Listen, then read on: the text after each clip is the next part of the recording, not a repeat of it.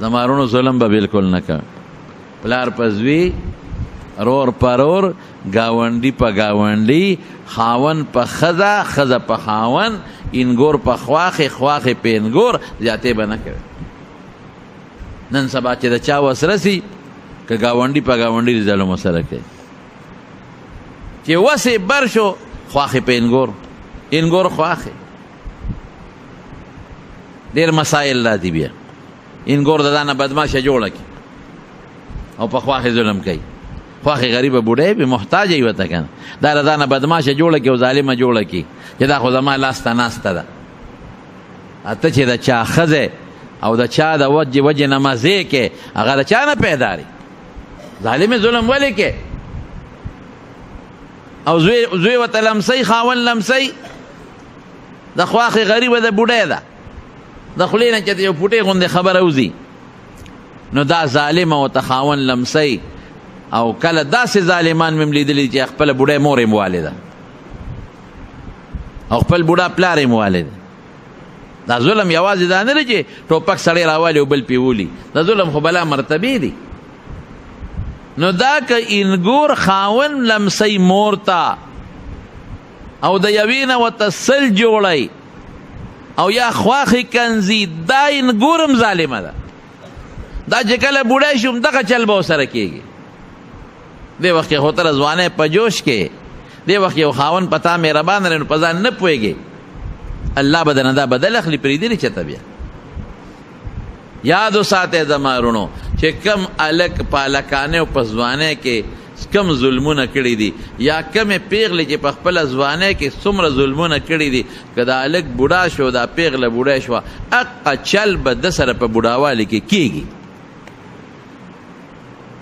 بعضې خواښې هم په انګور ظلم کوي، بعضې موږ ته راځي د جینۍ بچي نه کېږي، نو د بچي خو د خدای په لاس کې دي.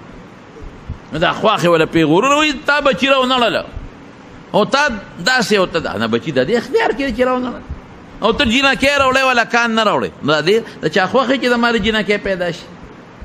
دا خواښې ظلمونه کوي او زوی ته وایي چا به بله ښځه دله کو. نو په خوشحالۍ وکړه که نه، که بچي دې خوښي او نسان وسي دې خوښي، نو دویم واده څه منع نه دی، ګناه نه ده، او په طریقه وکړه که نه. پیغورونه ولې کوې؟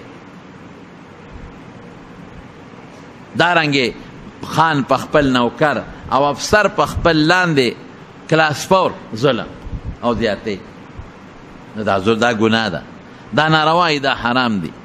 ظلم به بالکل نه کوئ. د ظالم سره الله مدد نه کوي او د مظلوم ډېر زر رب العالمین مدد کوي، ډېر زر. یو سوداګرو پخوا خو د شړې علاقې به وي او پیاده مزلې به وي او د څارو، نو دې په لاره یو علاقې ته تلل، تجارت سامان هم ورسره و. نه خو په قافلو کې خلک تلل، د قافلې سره ځان ملګري کو. نو یو سړی وله راغی کوم علاقه کم خوا ځې؟ وی پلانکۍ ته. یاره وایي ما ځان سره بوځه کرۍ به درکړم، او دواړه به سره ملګري م یو، لارم ما ته معلومه ده. د پې داسې د عاجز مسکین ګمان وکړه د سوداګر هم وی چې دا خو قریب هم ته والم او د لارې ملګري به مې هم شي، او ځو به. اوس هم داسې بعضې خلک کوي، په کرۍ په بانه باندې موټر ته وخېږي او چې شړې ته یې بوځي نو ډرایور هم مړ کړي او موټر هم ته وتښتي. د دې سړي دا نیت و، ورسره سور شو قریبه درکه موضوع به چې روان شو یو دوه لارې وې. نو دا هلک دې سوداګر ته وایي چې په دې لار لاړ شه، او ته وایي دا ما ته نه معلومه، زه خو همیشه په دې لاره ځمه. وایي دا بله ما ته معلومه را، دا لنډم ده او په دې ستا د څاروي ګیام شته او سور هم دی، په دې به لاړ شو. سوداګر وایي چې دا بس ټیک ته روان شو، تلل په هغه لاره باندې تلل، هغه په یو ناګهاني خطرناک ځنګل ختمه شو. لکه دا دې په کومه راوستم، بس هغه سړي ټوپ کړې ده څاروي نه، د اس نه، او چاړه ورسره وه، هغه یې راوویسته او دې سوداګر مټ نه ونیو، لاندې راوغورځول. پرېږدم دې چېرته؟ سوداګر وایي چې دا خو زه په جنجال اوړېدم، دا خو په ډاکو اوړېدم. هلکه بس داسې کار دی چې څه غواړې ما سره کمې پیسې دی هم واله، او چې کوم د تجارت سامان دی هغه هم واله، او ما ته غږ مه کوه ما پرېږده. نه ویل اول به تا وجنم، دا چې تا پرېږدم خو ته ال وې. لومبې به تا وجنما او د هغې نه پس به سامان د نالم. بس سوداګر خو پوه شو چې دا خو زما مرګ راغی.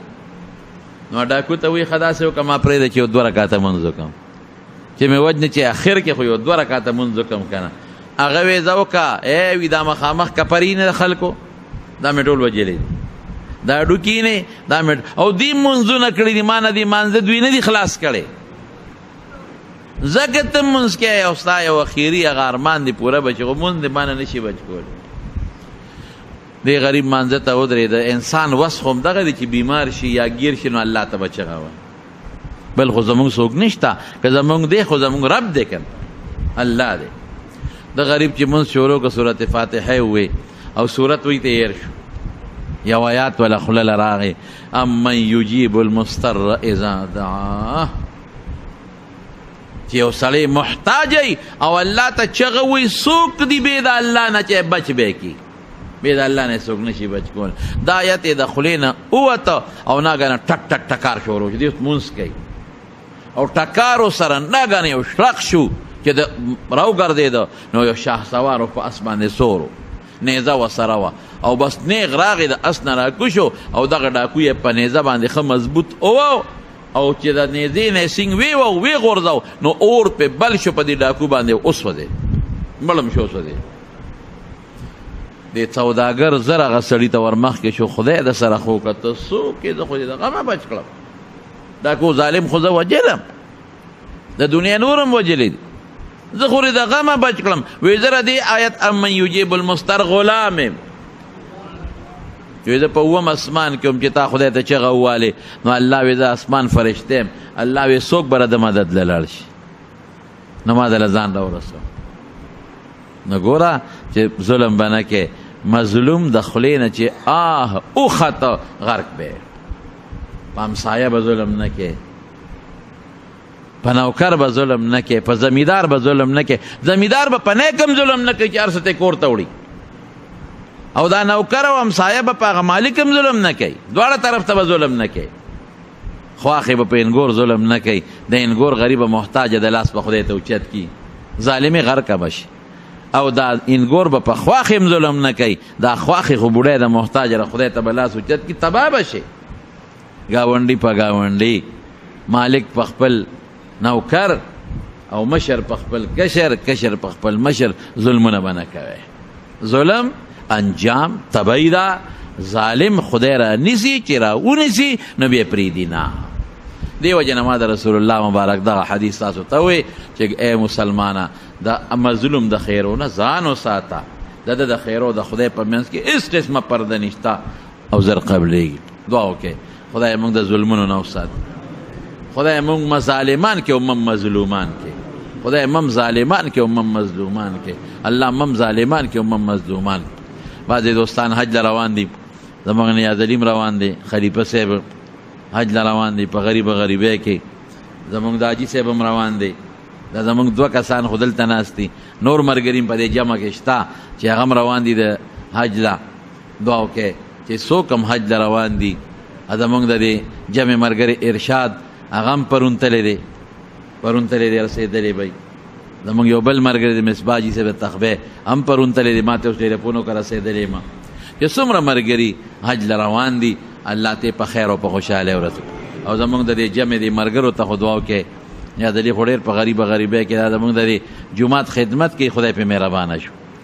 د دې ستاسو د دې جومات خدمت کوي خادم دی او غریب دی الله په مهربانه شو. زموږ د حاجي صاحب چې څومره ملګري په دې جمع کې ناست دي او حج روان دي الله دې په خیر ورسوي. الله په خیر یې ورسوي په عافیت یې ورسوي او الله هلته ولا د عبادتونو توفیق ورکړي چې کم تلي دی او څوک دی او اراده لري خدای ته ولا د قبول شوي عبادتونو توفیق ورکړي. الله د قبول شوي عمرو توفیق ورکړي. د قبول شوي طوافونو توفیق ورکړي. الله د قبول شوي منځونو درودونو ذکرونو توفیق ورکړي او ته هلته روغ صحتونه نصیب کړي او خدای ته حفاظت وکړي او ته په خیر او عافیت واپس ورسولی کې دلته د بچو حفاظت وکړي. حج چې څوک هم ځي چې دا څومره پیسې لګوي د دې ولا خدای بدل ورکوي. الله ته ولا دغه پیسو اجر او بدل په دنیا او په آخر کې ورکوي. او زمونږ یو حاجي صاحب دی هغه خدا دې د والد صاحب دپاره ځي الله دې د حج د پلار دپاره قبول کړي او الله دې د هغه پې غاړه خلاصه کړي، هغه له خدای د آخرت اجرونه ورکړي. او چې کم ملګري تللی دي خدای د هغې مل ته حفاظت وکړي. او چې څوک روان دي ارادې لري نو خدای پاک د هغې هغه ارادو له پروردګار عملی شکل ورکړي. یو دوه ملګري نورم دي هغې خلاصه منظوري نشته خو اراده شته او څه محنت کوشش یې شروع کړی دی. دعا کوي چې خدای هغې ته ویزې د حج ولګوي، د زړه د اخلاص نه دعا کوي چې خدای ورته د حج ویزې ولګوي. او دلته زمونږ په دې ګاونډ کې د شیر لالا کور والا بیمار ده، الله دې ولا روغ صحت ورکړي. او نور څه مریضان هم دي زمونږ په دې ګاونډ کې او په دې نږدې کندو کې، الله یې ټول له شفا ورکړي، خدای مریضانو له شفا ورکړي، خدای قرضداران د قرض نه خلاص کړي. زمونږ یو بل ملګری دی جمعې مانځله کله راځي، د هغه کارخانو مارکیټ نه مور یې نه جوړه ده، الله دې ولا شفا ورکړي. خدای چې څومره بیماران دي شفا ورکړي. خدای چې زمونږ د جومات ته د لرې لرې ځای نه څومره خلک راځي په یو یو قدم اجر ورکړي، د ډکو لاسونو سره یې واپس کړي. او د دې جومات خپل مقتدیان چې کوم د دې کلي خلک راځي خدای دوی خدمت هم کوي د دې میلمنو او زمونږ د دې میروغ نه او د دې علاقو نه را روان دي په دې ګرمۍ کې، الله ټولو له اجر برکت او خوشحالۍ ورکړي. خدای ټول د بیت الله حج له بوتلېږي، الله ټول د بیت الله حج له بوتلېږي. بعضې زنانه دي هغې هم دعاګانې غوښتې دي، خدای دعاګانې قبولې کړي. خدای موږ د ذلت او رسوایۍ نه وساتي، خدای زموږ حفاظت وکړي، زموږ د ایمان حفاظت وکړي، خدای زموږ پریشانۍ په خوشحالو بدله کړي، الله زموږ پریشانۍ په خوشحالو بدله کړي.